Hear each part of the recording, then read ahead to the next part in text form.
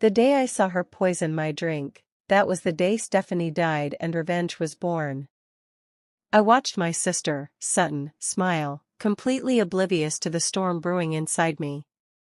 She thought she'd won. She thought she'd ruined my perfect day, my perfect life.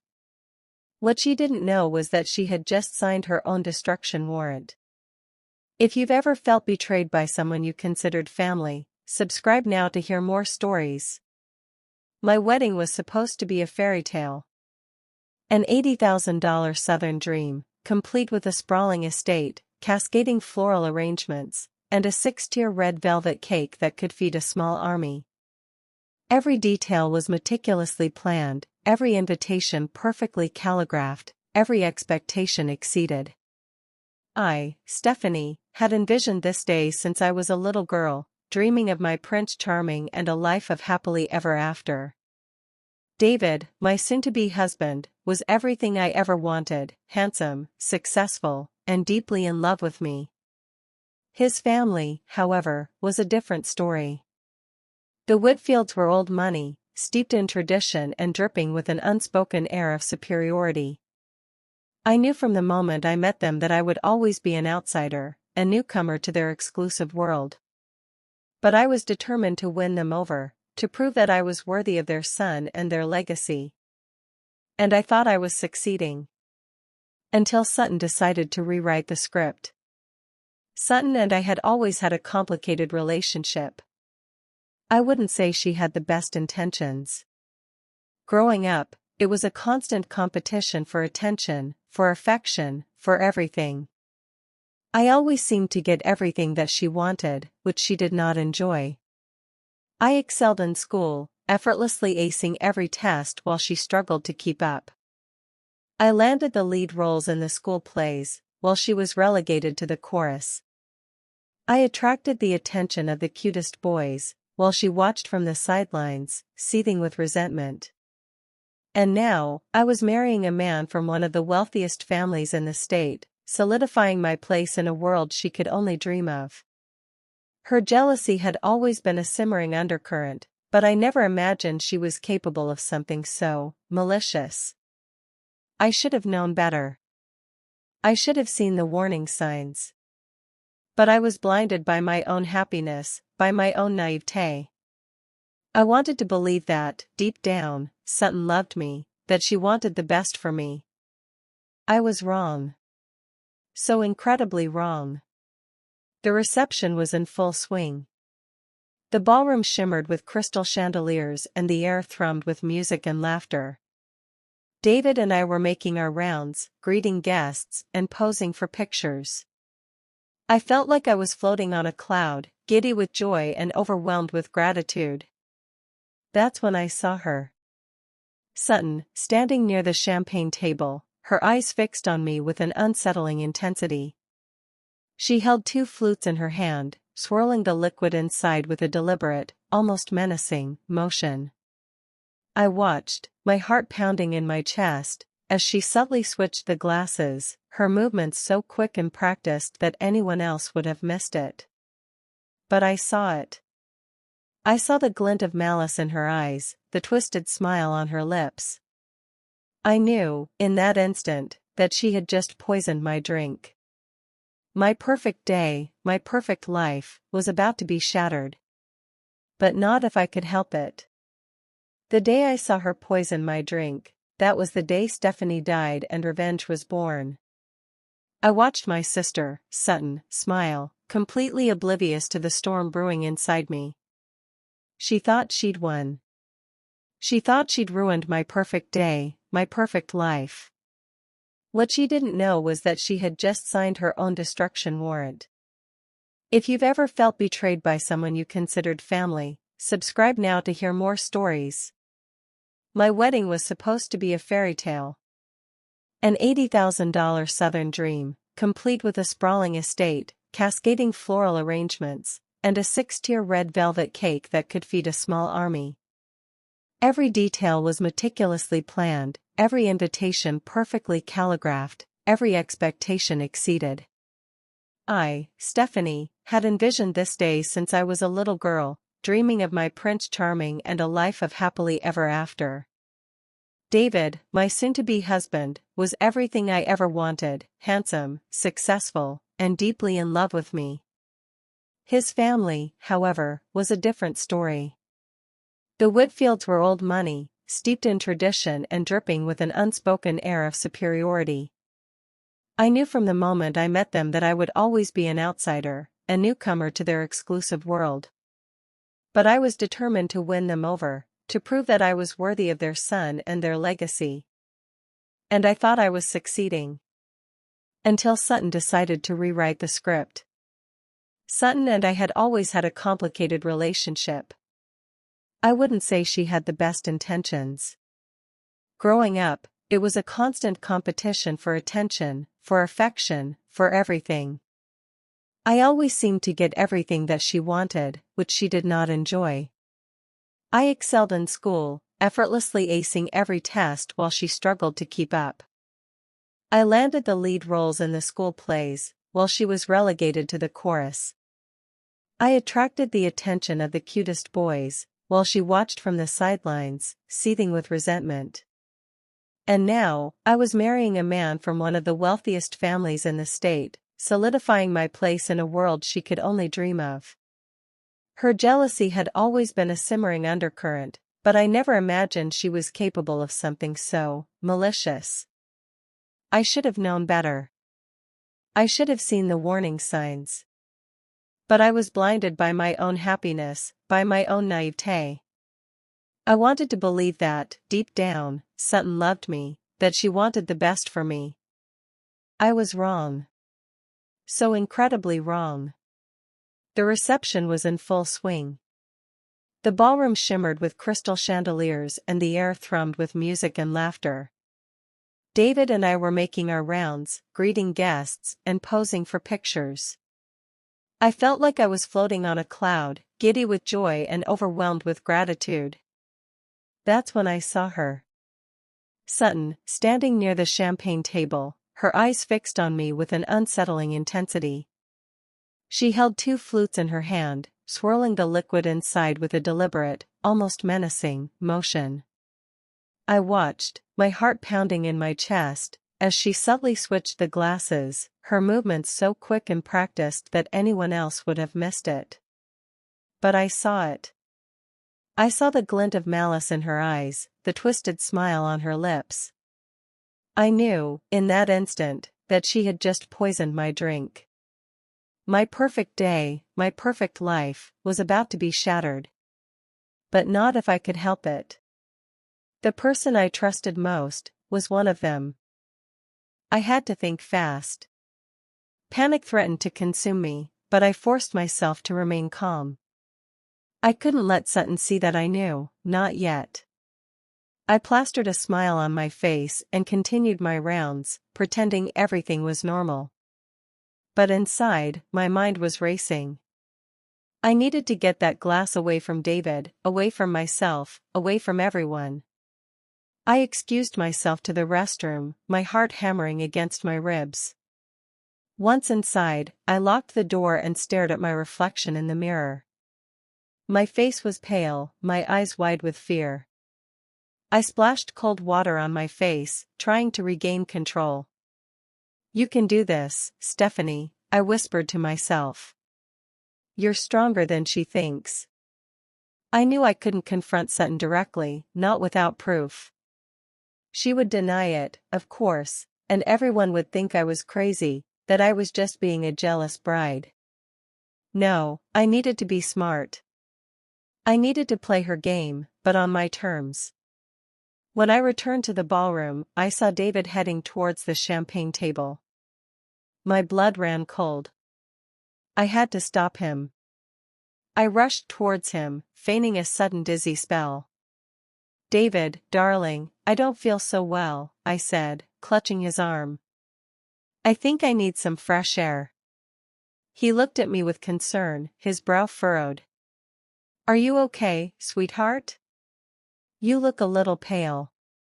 "I just need to sit down for a minute," I said, leading him away from the table. "Maybe all this excitement is getting to me." I managed to steer him outside to the terrace, away from the poison drink. I knew I had only bought myself some time. I still had to figure out how to expose Sutton and her treachery, without ruining my wedding or causing a scene. But as the night wore on, the weight of what she had done began to sink in, and the anger started to simmer. This wasn't just a childish prank. This was an attempt to end me, to take away everything I had worked for. And the fact that it came from my own sister, the person who was supposed to love and support me, made it all the more devastating. Sleepless nights followed, filled with replays of Sutton's twisted smile, the subtle switch of the glasses. Every time I closed the wedding, the honeymoon, the first few weeks of marriage, it all felt like a hollow charade. I was living a lie, pretending to be happy while the truth gnawed at me from the inside out. David noticed the change in me, of course. He sensed that something was wrong, but he couldn't quite put his finger on it. "Is everything okay, Steph?" he would ask, his eyes filled with concern. "You seem distant lately." I would brush it off, telling him I was just tired or stressed, that the wedding had taken its toll. I couldn't tell him the truth. Not yet.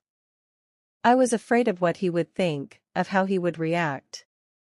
Would he believe me? Would he think I was being paranoid? And what would it do to our families, to our marriage? The thought of confronting Sutton filled me with dread, but the thought of letting her get away with it was even worse.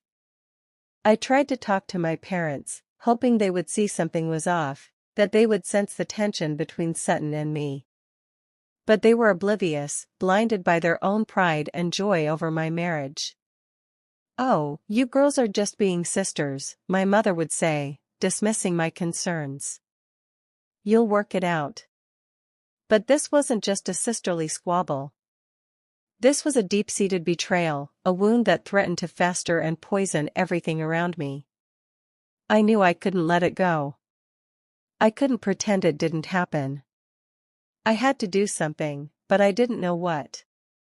I felt trapped, paralyzed by fear and uncertainty. Every day, I woke up with a knot in my stomach, dreading the thought of facing Sutton, of having to pretend that everything was normal. I started avoiding her, making excuses to not attend family gatherings or social events. But it was no use. She was always there, lurking in the shadows, her eyes following me with a chilling intensity.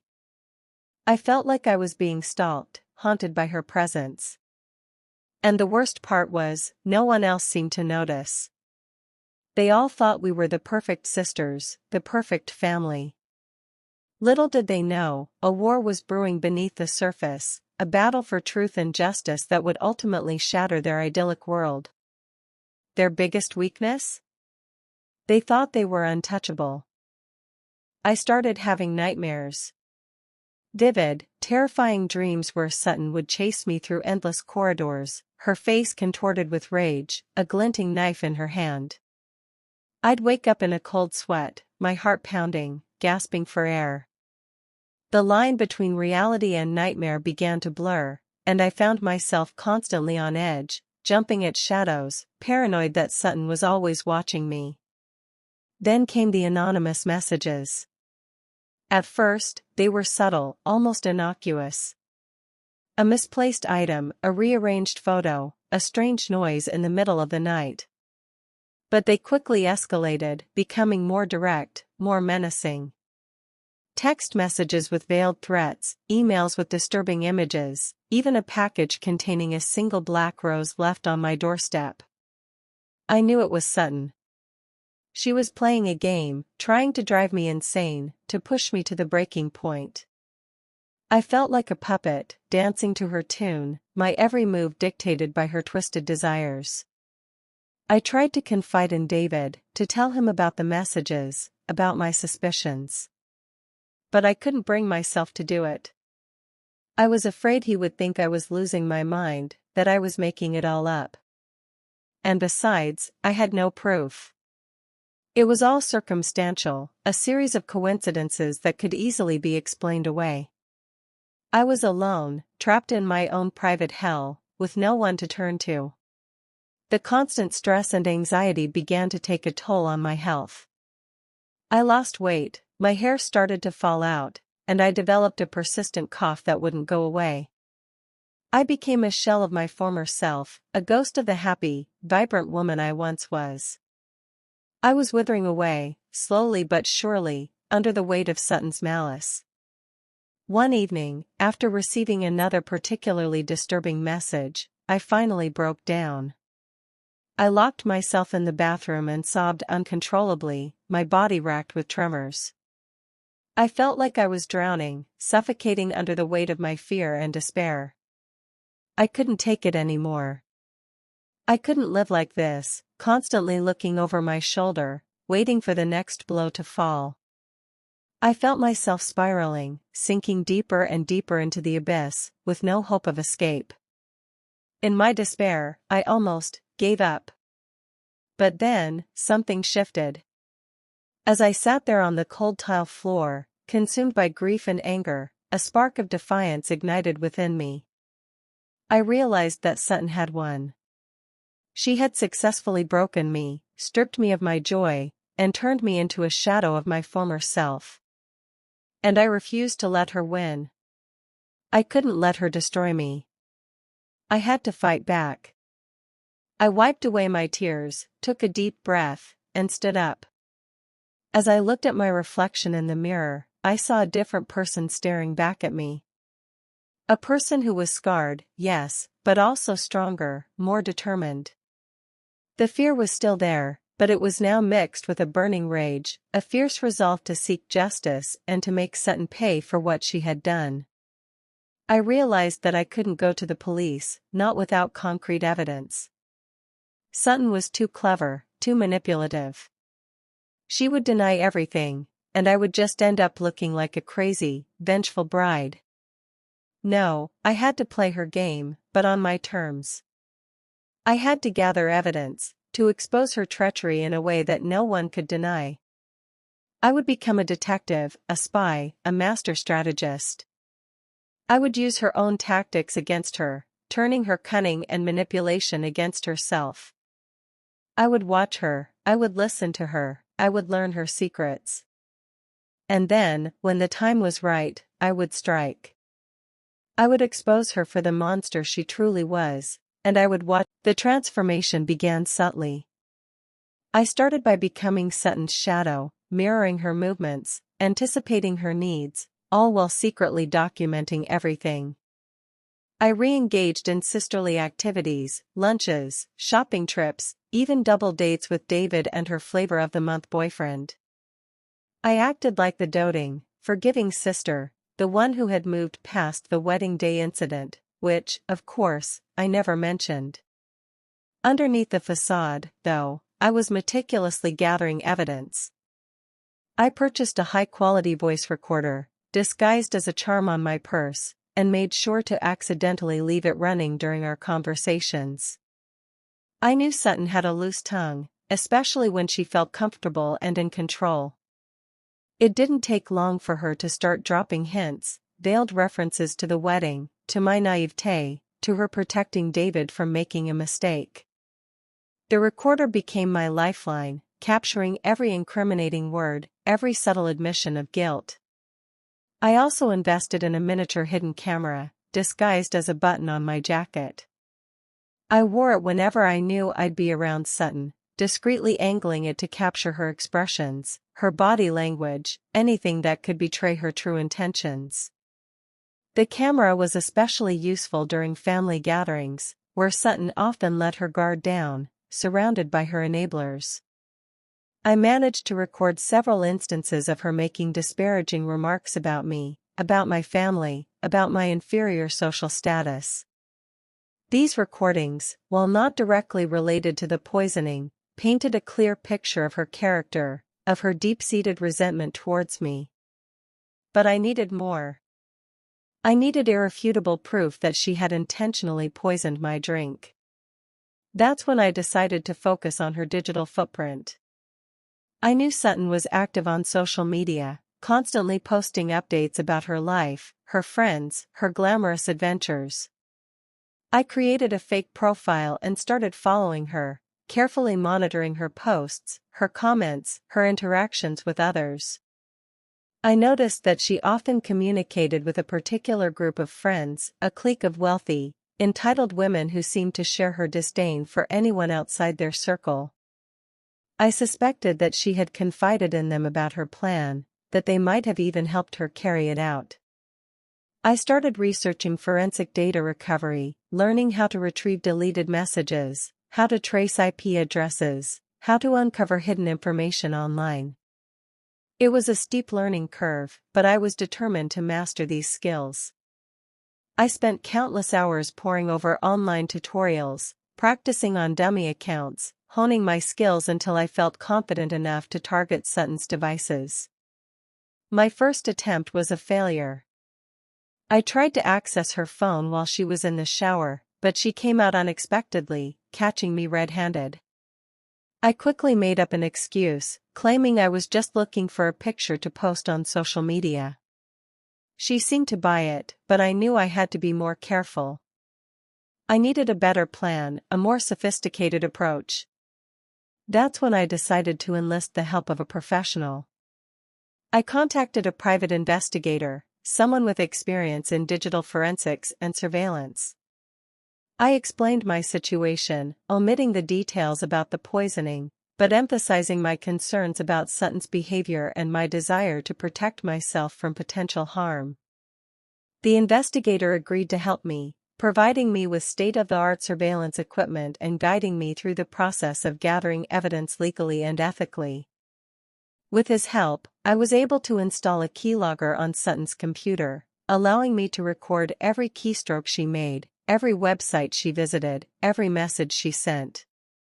I also managed to install a hidden camera in her bedroom, disguised as a smoke detector, which gave me a live feed of her activities.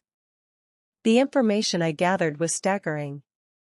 I discovered that Sutton had been researching poisons online, specifically substances that could mimic the symptoms of a sudden illness.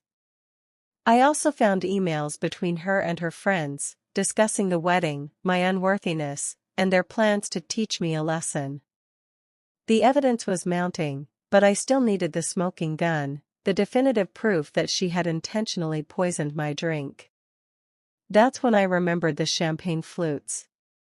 After the wedding, I had insisted on keeping a few mementos, including the 2 champagne flutes that Sutton had used to toast me and David. I had carefully wrapped them and stored them away, never imagining that they would hold the key to unlocking the truth. I contacted a forensic toxicologist, explaining my suspicions and requesting an analysis of the flutes. I knew it was a long shot, that the residue would likely be too degraded to yield any meaningful results. But I had to try. A week later, the toxicologist called me with the results. They had found traces of a rare, fast-acting poison on one of the flutes, the one that Sutton had switched with mine. The poison was undetectable by standard medical tests, but it could cause a range of symptoms, including nausea, dizziness, and even cardiac arrest. The proof was undeniable. I had finally gathered enough evidence to expose Sutton for the monster she truly was. The exact day they tried to end me, I exposed. The toxicologist's report was the final piece. My hands trembled as I read the confirmation: traces of a deadly substance, deliberately administered. The rage that had been simmering for months finally boiled over. I wasn't just hurt, I was violated. My life, my marriage, my very existence had been targeted. And the perpetrator was my own sister. They thought they were untouchable, but now I had the ammunition to obliterate their carefully constructed facade. The plan formed swiftly, a meticulously crafted sequence of events designed to expose Sutton's treachery to the world. It started with a family dinner, a seemingly innocuous gathering at my parents' house. I made sure to invite all the key players: Sutton, David, my parents, and a few of her closest confidants, the same women who had gleefully participated in her scheme. I knew that Sutton couldn't resist an audience. She craved validation, especially from her sycophantic friends.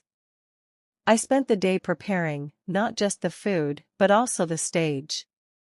I discreetly placed hidden speakers around the dining room, connected to my phone via Bluetooth. I uploaded the audio recordings I had collected, the veiled admissions, the disparaging remarks, the incriminating conversations, and arranged them in a specific order, building the narrative to a devastating crescendo. I even prepared a slideshow of the visual evidence, the research on poisons, the emails with her friends, the photos of her switching the champagne flutes, and set it to loop on the television in the living room. The trap was set. Now, all I had to do was lure Sutton in. As the guests arrived, I played the part of the happy, forgiving sister, showering Sutton with affection, complimenting her dress, and laughing at her jokes. I made sure to keep the conversation light and superficial, avoiding any topics that might arouse her suspicion. David, bless his heart, seemed genuinely relieved to see me and Sutton getting along. He had no idea what was about to unfold. Dinner was served, and the conversation flowed easily. My parents reminisced about my childhood, Sutton bragged about her latest accomplishments, and her friends chimed in with their usual fawning praise. As the meal progressed, I subtly increased the volume on the hidden speakers. At first, the audio was barely audible, a faint murmur in the background. But as the tension in the room grew, the voices became clearer, more distinct.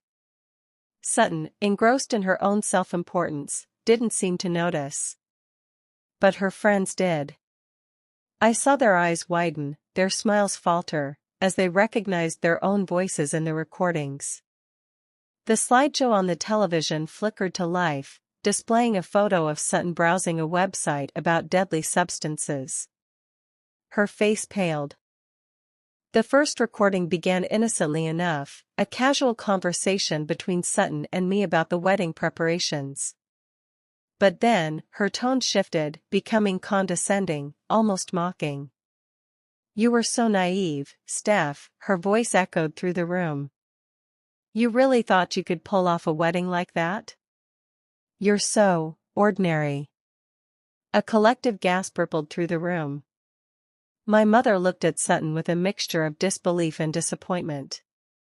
My father's face flushed with anger. David's expression was unreadable. The recordings continued, each one more damning than the last. Sutton's voice dripped with venom as she described her plan to teach me a lesson, to put me in my place.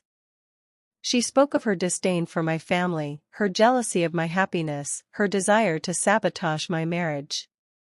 The slideshow displayed emails between Sutton and her friends, confirming their involvement in the scheme. They had helped her research the poisons, they had provided her with alibis, they had even encouraged her to go through with it. As the evidence mounted, Sutton's composure began to crumble. She tried to deny the accusations, to claim that the recordings were fake, that the emails were doctored. But her voice lacked conviction. Her eyes darted around the room, searching for support, for an escape. But there was nowhere to run. The truth was out, exposed for all to see. Finally, the last recording played, the one of Sutton switching the champagne flutes, her voice filled with malicious glee. "Here's to the happy couple," she had said, her words laced with poison. "May their love last forever, or not." A deafening silence fell over the room. All eyes were on Sutton, waiting for her explanation, her apology, her confession. But she remained silent, her face contorted with rage and defiance. She knew she was caught. The silence stretched, thick and suffocating, as Sutton's carefully constructed world imploded. David's face, previously open and trusting, was now a mask of disbelief and horror. He stared at Sutton as if seeing her for the very first time, the woman he thought he knew dissolving before his eyes, replaced by a viperous stranger. My mother began to sob, a heartbreaking sound that echoed in the suddenly cavernous room. My father, his face a thundercloud, rose slowly to his feet, his eyes blazing with a righteous fury I hadn't seen since I was a child. "Sutton," he growled, his voice trembling with controlled anger, "is this true?" She opened her mouth to speak, to deny, to deflect, but no sound came out. The weight of the evidence, the sheer audacity of her betrayal, had finally silenced her. Her friends, the enablers who had egged her on, shifted uncomfortably in their seats, their faces etched with guilt and shame. They knew that their complicity had been exposed, that their reputations were now irreparably tarnished. One by one, they began to slip away, offering mumbled excuses, desperate to escape the toxic atmosphere. But Sutton remained rooted to the spot, paralyzed by the enormity of her downfall. David finally found his voice, his tone laced with a pain that cut deeper than any blade. "How could you?" he whispered, his eyes searching hers for any sign of remorse. "How could you do this to Steph? To me? To our family?" Sutton's carefully constructed facade finally shattered. Tears streamed down her face as she launched into a desperate, rambling explanation, a pathetic attempt to justify her actions. She spoke of her insecurities, her jealousy, her fear of being overshadowed by me. She claimed that she hadn't meant to hurt me, that it was just a prank that had gone too far. But no one was buying it. Her words rang hollow, devoid of any genuine remorse or empathy. As she spoke, I watched her, my heart strangely detached, almost clinical. I had spent so long consumed by anger and resentment, plotting my revenge, that I had almost forgotten the pain she had inflicted upon me. But now, as I witnessed her downfall, I felt a sense of closure, a release from the burden of hatred I had been carrying for so long. The police arrived shortly after, summoned by my father, his voice firm and unwavering. Sutton didn't resist as they led her away, her eyes vacant, her spirit broken. Her life, once a carefully curated tapestry of wealth and privilege, had unraveled completely, leaving her exposed and vulnerable. The aftermath was swift and decisive. David filed for an annulment, unable to reconcile the woman he loved with the monster she had become. My parents, heartbroken and disgusted, disowned her, severing all ties with their once golden child. Her friends, fearing association, abandoned her, leaving her utterly alone. The story, inevitably, leaked to the press, turning Sutton into a pariah, a cautionary tale of envy and malice. Her name became synonymous with betrayal and deceit, her reputation forever tarnished. As for me, I picked up the pieces of my shattered life, slowly and deliberately. The experience had changed me, hardened me in ways I couldn't have imagined. But it had also made me stronger, more resilient, more determined to live life on my own terms. I started therapy, processing the trauma I had endured, learning to forgive myself for the anger and resentment I had harbored. I reconnected with old friends, rekindled forgotten passions, and began to build a new life, one free from the shadow of Sutton's malice. I even started dating again, cautiously optimistic about the possibility of finding love again. The scars remained, of course, a constant reminder of the darkness I had faced. But they were also a testament to my strength, my resilience, my ability to overcome even the most devastating of betrayals. They lost everything. I just smiled. Revenge isn't sweet. It's necessary. It's the act of reclaiming your life, of refusing to be a victim. It's about taking back the power that was stolen from you and using it to create a better future. It's not about seeking pleasure in someone else's pain, but about finding peace in your own healing. Would you have done the same? Let me know in the comments. Subscribe for more justice.